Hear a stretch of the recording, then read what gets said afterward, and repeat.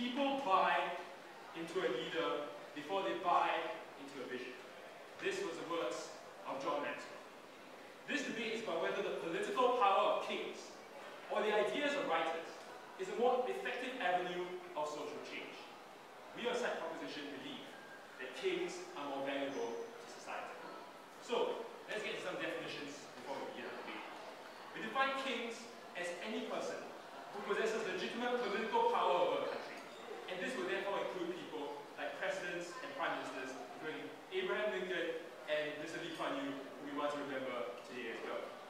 We define writers as individuals who formulate and publish ideas in order to disseminate them through writing to affect social change. But unfortunately, rarely do these individuals have the same degree of influence, the same degree of political power as kings.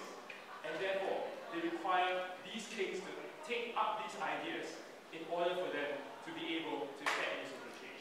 We give you the example of Charles Dickens, who, despite the fact of publishing many great social condition novels to talk about the plight of people in Victorian England, was ultimately only as strong as Parliament when it decided to go and make social change, or whether it decided to stay in a time of oppression for the people.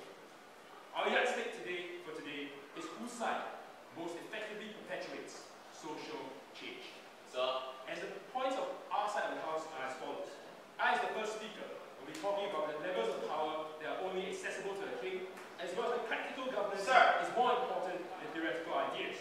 And my second speaker, Hirsch, will be talking to you about how kings are likely to have a bigger picture understanding and thus understand problem solving more accurately than writers. Yes, Hirsch. Sorry. Jisha, you said that visions are the core behind leadership. Who comes up with these visions and who articulates it to society? Kings or writers? In our opinion, visions belong to everyone. It is not just writers and not just kings.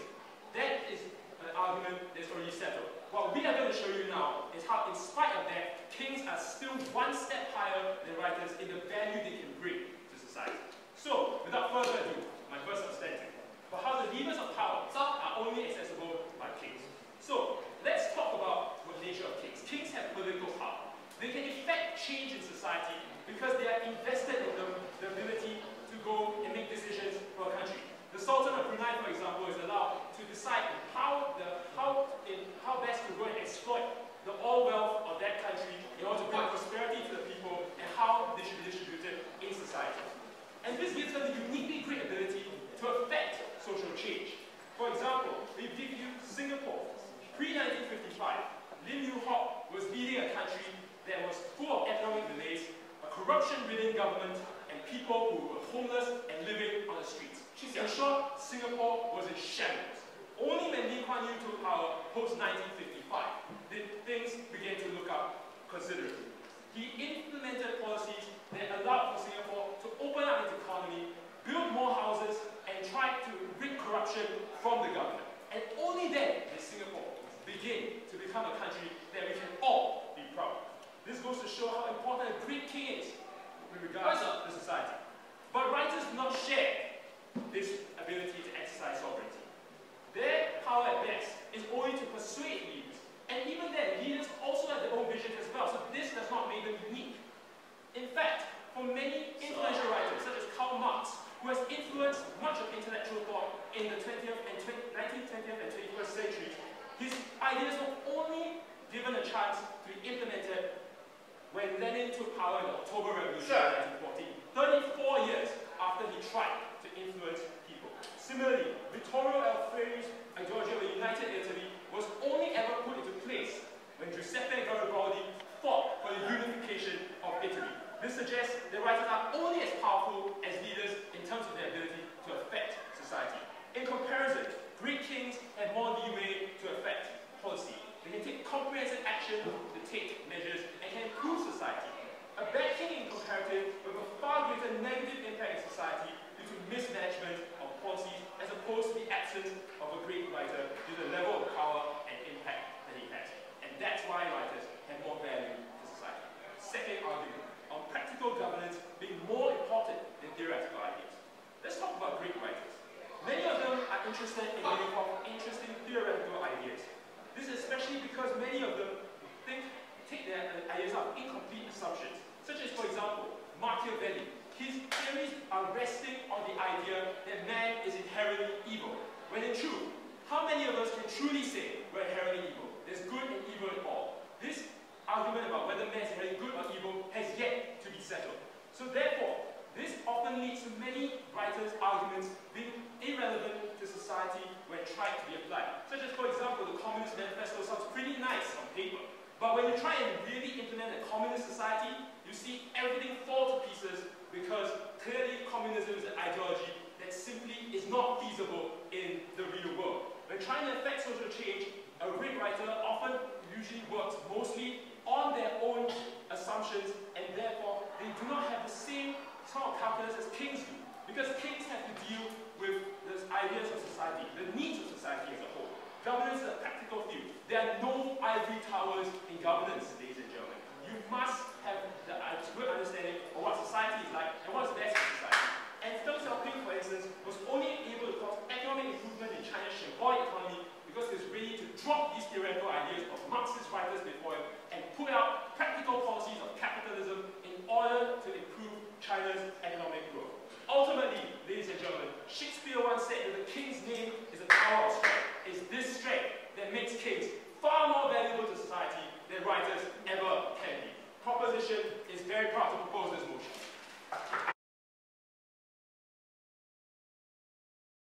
Government is debating an anachronism, right? Living the life that Lee Kuan Yew lived when he was debating this movement. That was 75 years ago. The world has moved on. Society has moved on. We have moved on. And yet, the writing lives on. Monarchies have changed. Democracy has changed. Socialism, communism, all these principles have changed. But what remains is that ideas continue. We respect Marx the same. We respect Tolstoy the same. No matter how many mistakes that Maxwell or whoever she's talking about made, we remember them because writing is for forever. We think this debate is about proving that great things have more value than great writers. They seem to be proving that, while we prove two things. First, that writers have more value than kings. And B, even if they do, that writers were at best equal to kings. That's where Chisholm has failed us today. Because at no point they actually show a comparative between why kings are truly more important than writers. He has shown that writers and kings move in different ways. He has shown that writers and kings have different roles. One has the executive power, one has the idea power. He has shown that, look, a writer might get it wrong, not getting the fact that kings get it wrong as well. The PAP gets it wrong. The Congress in India gets it wrong. The Senate in America gets it wrong. It's not fair to say that just writers get it wrong. And for those reasons, we have rebuttals for the House debate. No. First, that kings can invest in power and that they create change. Chisholm's argument. This is not true, because the change that kings create and the principles on which kings base their governance, kings as a catchphrase for any kind of dictionary general, as Chisholm defined it, are based inherently on the ideas that writers write about. Ideas of governance, ideas of politics, ideas of economics. Things that writers write about come up in governance, not the other way around. And even if we're going to concede this, right, Tim will bring this idea to you further, but we say that writers make or break kings. We think people like Machiavelli made kings. People like Montesquieu in the French Revolution break kings. Writers not only have more value, but writers are inextricably more important than kings. The king's survival, the monarchy's survival, the democracy's survival relies on the use of the media, the use of the press, the use of the people, expressed through the pen. Second, Chisholm's argument on Lenin and Marx, right? On how Lenin was the executive and Marx just came up with the ideas, but would have no relevance if Lenin had not been there. First, this is not true, right? Because that same comparative, that established a world where Marx hadn't been there and only Lenin had. What would Lenin have done? What would he have based his philosophies on? What would he have based the communist state on? Nothing. In that same comparative then, on our side, it's Marx that has given the idea. It is Marx that's more important, and it's Marx who has more value than the king. But even if we're going to concede that, right, he's still not proving that kings have more value. Now we're saying, as I said just now, two different values. Which one is more important? No response from their side. We say writers are more important. We're forwarding three ideas to you later on. Last rebuttal then, on his arguments, on how writers are irrelevant to society because they might get it wrong. Well, first, we are in a debate. The idea of debate is that two opinions are clashing. The same way that writers have things wrong because opinions clash. People advance from these clashes.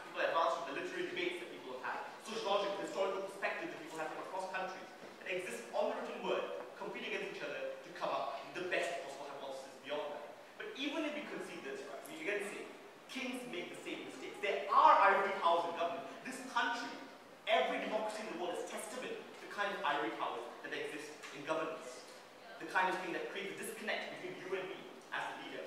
Because I don't know what you're feeling. I don't know what I'm doing is right for you. That's why it's not fair to say that kings are somehow free of that same ivory power. But on the third idea, right, we still don't have a comparative from their side. Because even if we concede that yes, writers get it wrong and kings don't, well, so what? That doesn't mean that kings are more valuable to society. That doesn't mean that kings are better for the country. It just means that kings do something good. Well, sure, but so do writers. So until we hear a comparative from their side, our side believes that writers are more valuable than kings. To this end, we'll be forwarding three ideas. First, on how great writers are essential to the existence of civilization. Two, on how great writers do more in the long term than great kings. And three, on Tim's substantive, on how great writers make or break great kings. So first, on how great writers are essential to the existence of civilization. It is two great ideas, great perspectives of writing that we live our life by. I took a poll just now, right, when the audience was assembling, on what exactly has influenced your life. I received three responses. One, religious texts. Two, books. And three, what mom and dad say. So this proves, all I know is that this proves that the argument is that people are influenced by books. People are influenced by writing much more than influenced by any historical knowledge or any idea of king or leadership. Yes? Given that texts are often open to interpretation, don't you think that the way that kings interpret writers and their novels is more important than what the writer himself intended for the novel to mean? Absolutely. But so what? If the king interprets it wrong, that's his fault. The writer has produced the idea. The writer has brought it up in society. It's open to interpretation for a reason, because it's more valuable. Because kings don't know what the writer wants, don't know what it means. Outside believes that writers do. And that's why they're more valuable to society. We bring the example of Rabindranath Tagore, Seamus Heaney, Leo Tolstoy, on whose ideas, on whose poetry, countries were created, ideas were built, societies were mandated around.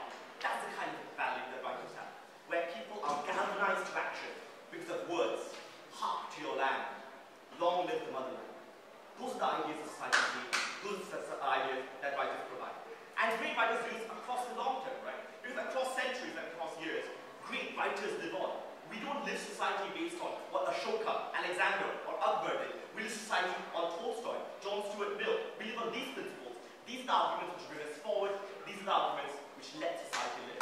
And that's why side opposition believes that the pen will always be mightier than the sword. Thank you.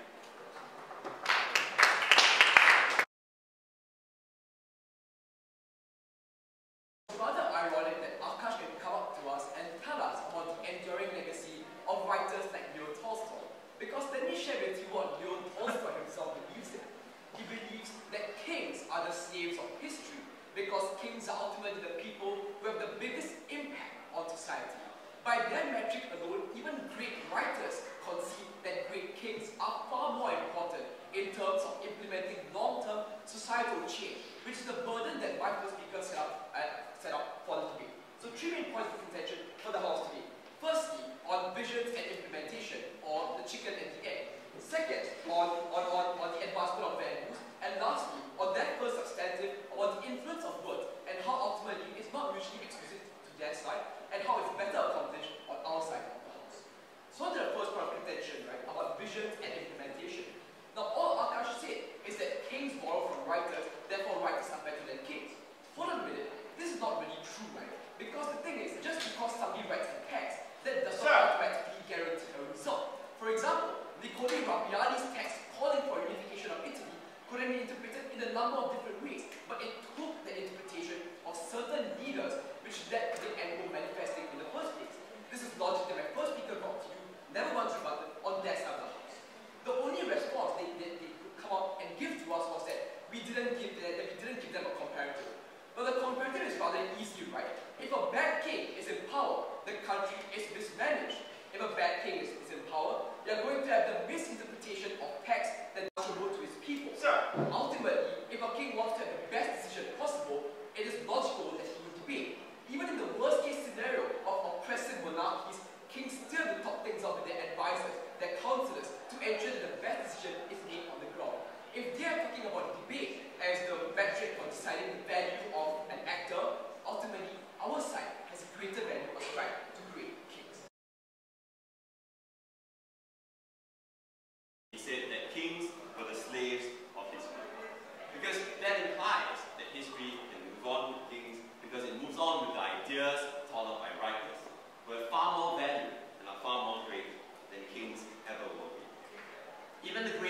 Kuan Yew, whom we commemorate today, acknowledged that his greatest gift to Singapore was in creating a system that continued without him because of the values and ideas that he put into the people.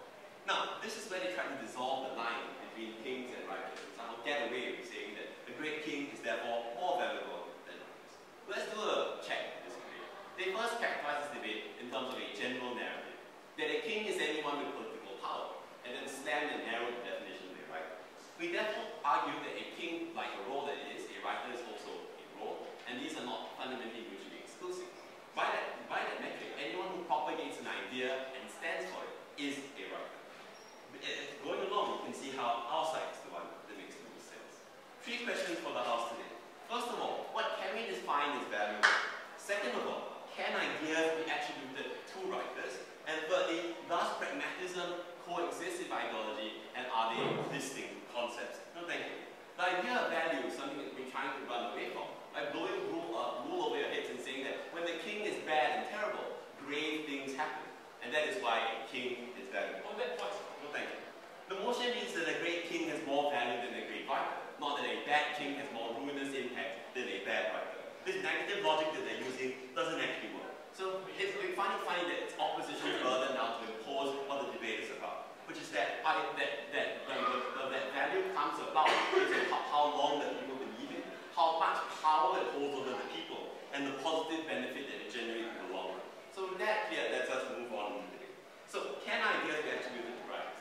T-Sian came up in his first speech and told us that ideas belong to the common pool of humanity and therefore cannot be attributed to writers. But really, when we look at the long course of history, how did these ideas get formulated and promulgated throughout generations, even after the great writers themselves had passed away? It's because of their writings and their works. So the fact that ideas are now transcended into the public realm and they have conceded this argues with the great power that writers had in generating something that we now consider a general consensus. Now, even if we accept that this removes the power away from writers, they ignore the entire narrative report to you about how leaders and their influence and their ideas, even their pragmatism, is founded on the beliefs and education that they have from writers long time past. No one came out with a system of democracy by themselves and somehow everyone believed in it without a writer who promulgated that. Because today, people like Rousseau, Locke, and Hobbes are household names, and we build and have a fundamental consensus in society where we have common first principles on which leaders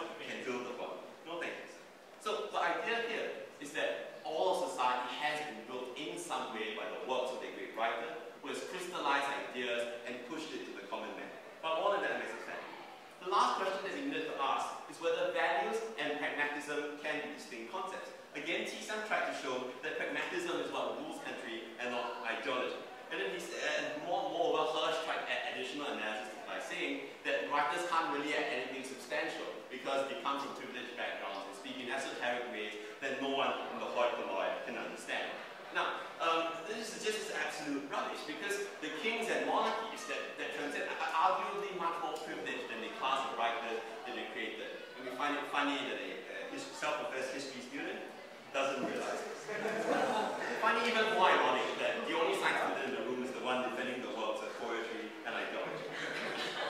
So the idea here is that pragmatism and the interpretation of a particular ideology to what comes about as the best of society is again built by ideas. Because even though Mr. Lee Kuan Yew was considered the most famous pragmatist that goes on in the world without someone characterizing it for him in a nice catchphrase, great leaders become great because people understand the narratives and understand the struggles that kings go through in pushing out a particular policy. A king is therefore powerless. And just to say that a great writer, that a great king has more value than a great writer. For I believe that the pen is mightier than the sword.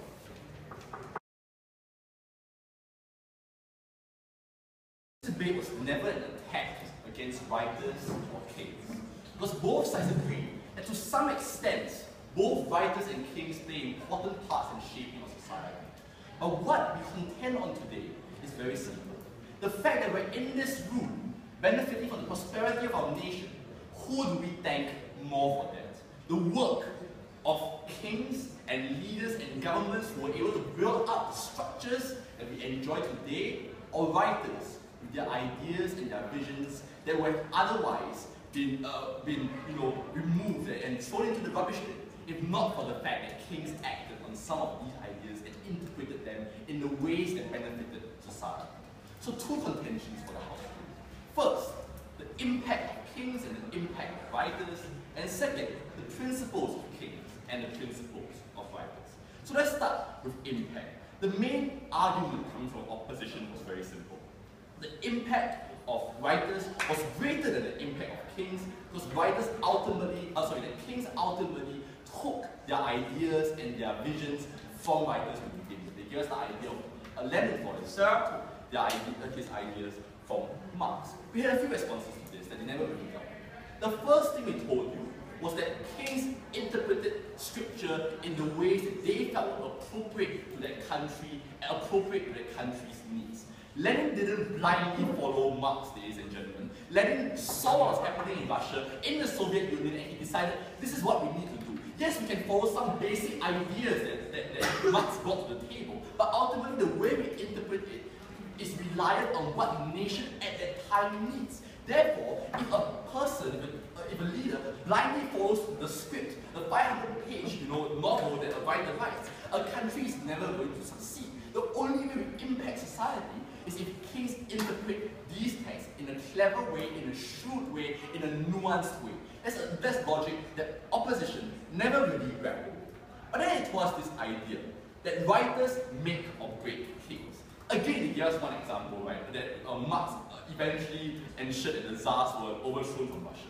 But we argue that this was an isolated example, because if you think about it, did the Arab Spring result from some groundbreaking text? No. Did World War II start because some writer was assassinated? No, it started because the Archduke was assassinated, ladies and gentlemen. So the fact is, kings brought more impact than writers, because of the fact that ultimately, if a king is bad, it doesn't matter whether there was a writer there or not, a king is going to be overthrown. Therefore, a writer was never part of the equation to begin with. They cannot argue that writers make or break kings, because correlation doesn't equate to causation. Then they talked to you about Lee Kuan Yew. They talked to you about how Lee Kuan Yew had values and ideals. But really, is that what we remember Lee Kuan Yew for?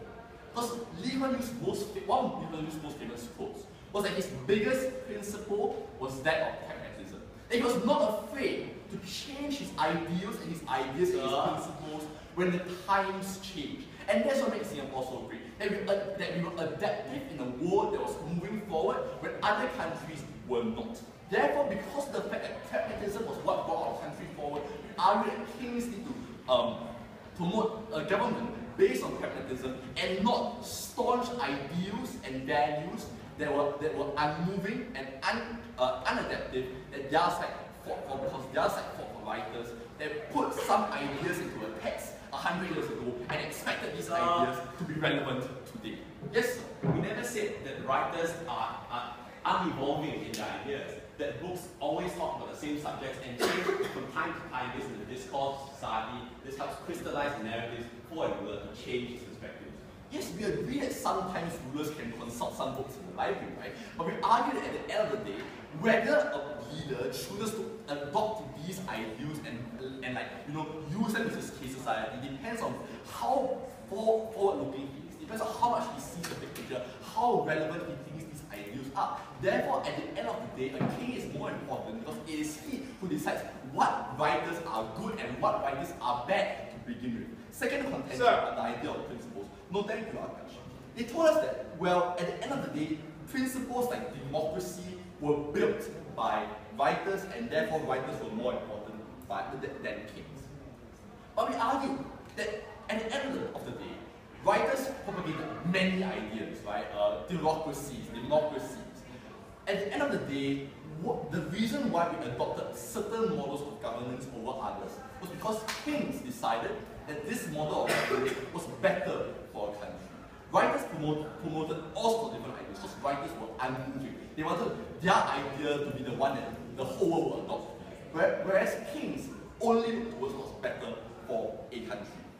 They then told you that, well, writers create the understanding for individuals. Writers create the understanding that kings will never be right because kings are so lofty and higher. not recognizing this isn't a king who's a monarch. This is a king who's a leader who needs to be re-elected every 4 years and who therefore needs to go to the ground and garner support. Therefore, he needs to push his ideas in a clean, concise manner that the electorate will understand. Given that is the case, we argue that they don't need writers. So the fact that they have incentive by themselves to go to the people to get popular support, that they understood the masses because they were not locked up in their own house writing a novel.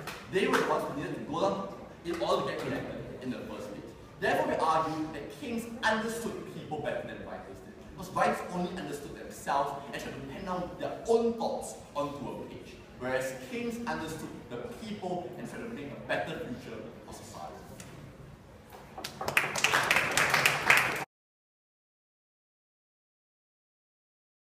I discuss two things in my speech: our vision of kings and our vision of writers.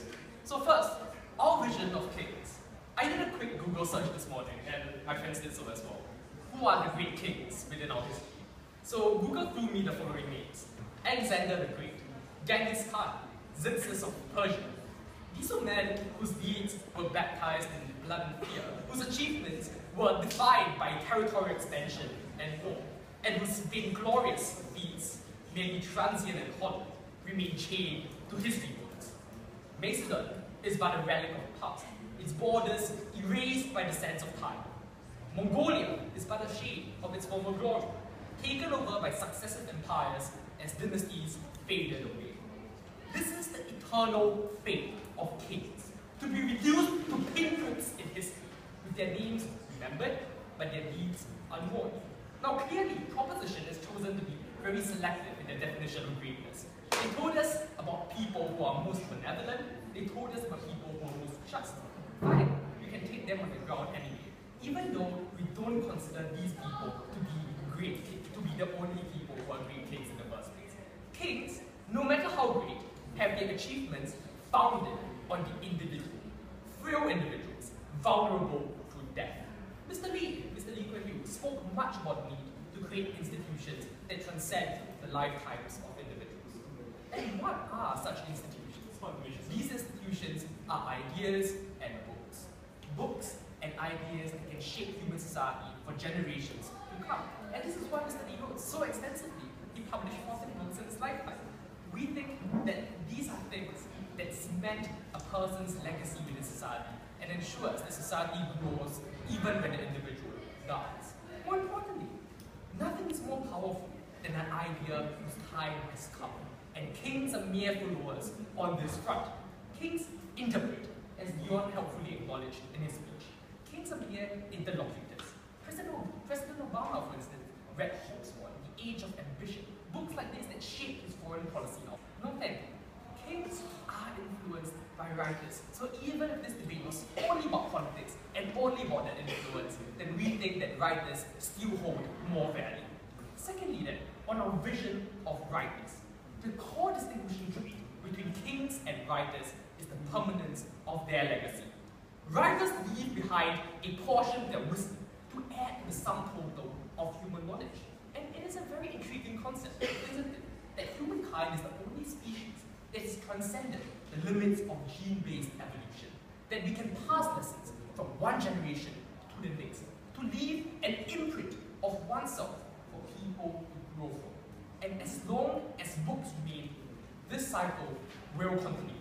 Aristotle's Poetics gave us lessons on the human condition. The Mahabharata told us the tomes of cultural history of an entire Indian civilization. Harper Lee's To Kill a Mockingbird taught us about issues of race and discrimination. 1984 by George Orwell examined the power of states and the nature of freedom. Rather than hollow constructs, writers leave transcendental ideas. So really, it's not just about politics. It's not just about influence on one generation of people. It's about things like religion, like culture, the things that give us dignity as human beings, the things that add to the sum of human knowledge. And only writers can do this. And writers can even influence how kings operate. So really, writers are better than kings. Yes? The legacies left by writers, however infinite and unmeasurable, can only be put to valuable societal impact if they're translated into action by leaders of the kingdom. Thank you. And the people who execute these visions nonetheless derive their ideas from the foundation, the root, which has been set by the writers in the first place. So really we think that the people who come before, who lay the foundations of our society, those are the people who deserve to be counted as great. Back to my case. Kings only make political decisions.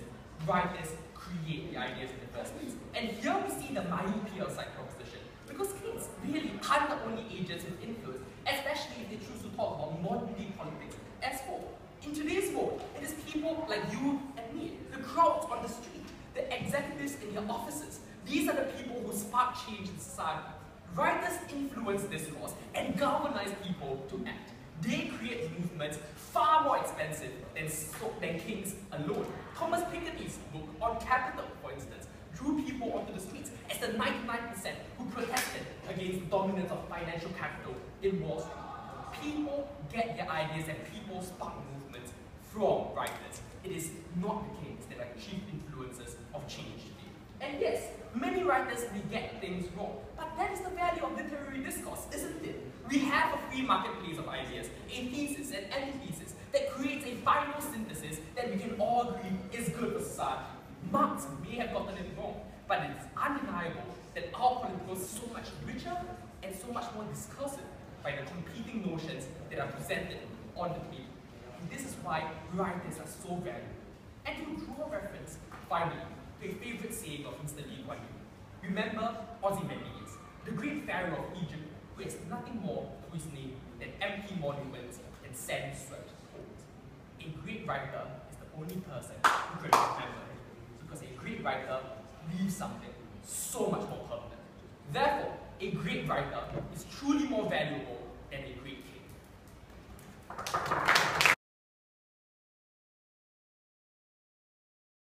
We started off this debate by creating a government, a world, and words of the people, for the people, and by the people. What do the people want, ladies and gentlemen? Do people only want governance? They would have to believe that. They would think the only thing that matters in the world is politics, economics. No, we told you that there are better things in life. Emotions, freedom, love. Kings will achieve this. You don't fall in love listening to Chan Chun Sing speak. You don't fall in love listening to President Obama. You fall in love reading Neruda. You fall in love reading Shakespeare. That's what our side stands for. That writing, literature, and economics, and history, and politics, writing is more powerful than kings.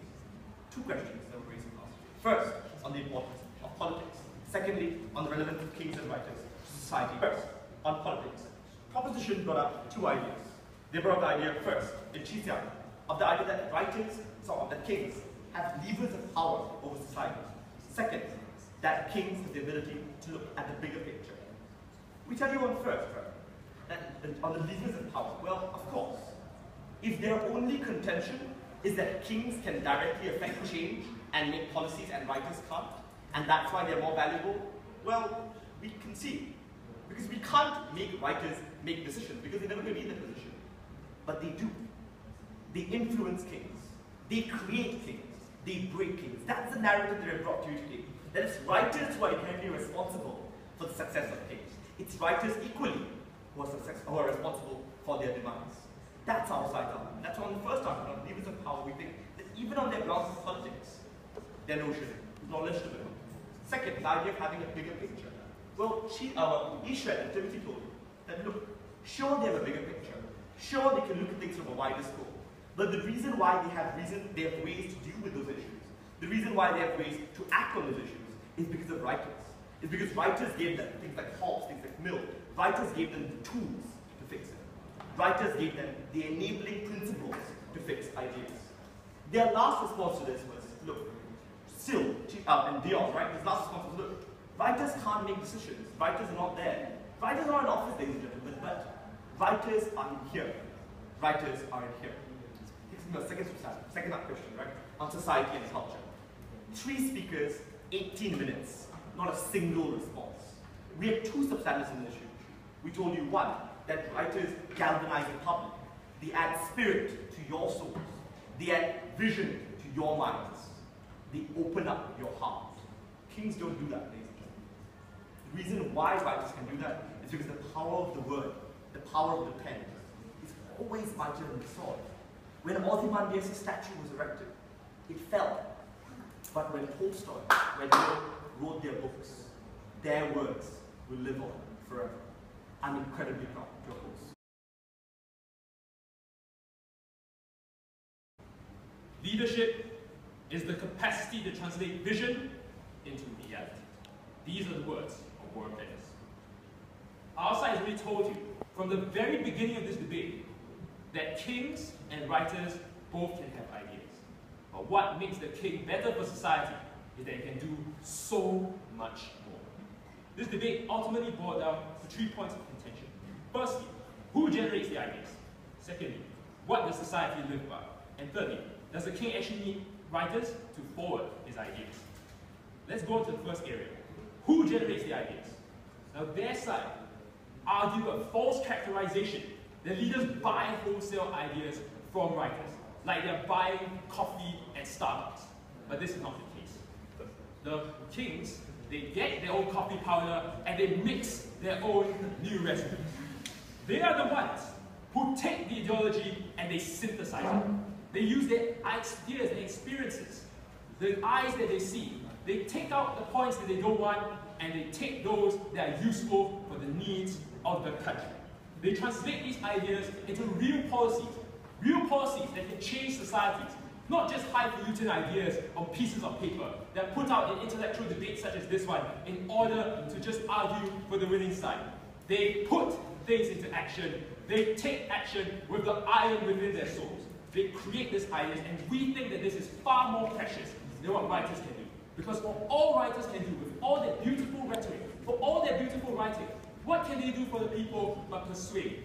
It's only the kings who can take these ideas, make something of it, and do something for the world and society at large. Now on to the second idea.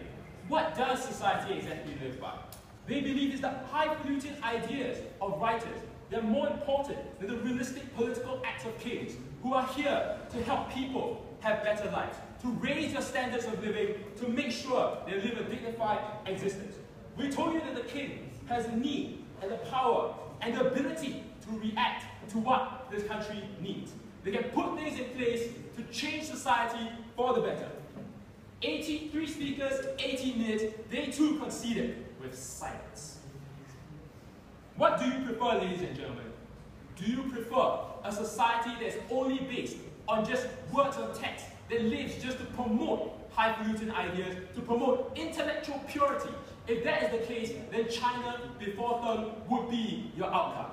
You want a place that's like Deng's post-Deng's China, a China that actually believes that kings are greater than writers, that's okay to dilute intellectual purity and to put new ideas originating from the kings themselves in order to create a far better society than what preceded.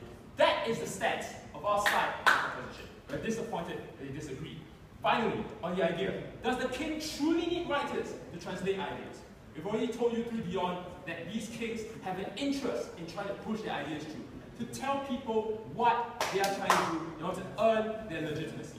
These 3 points are fair and more realistic than what they brought up to you. This is not a game of cards, ladies and gentlemen.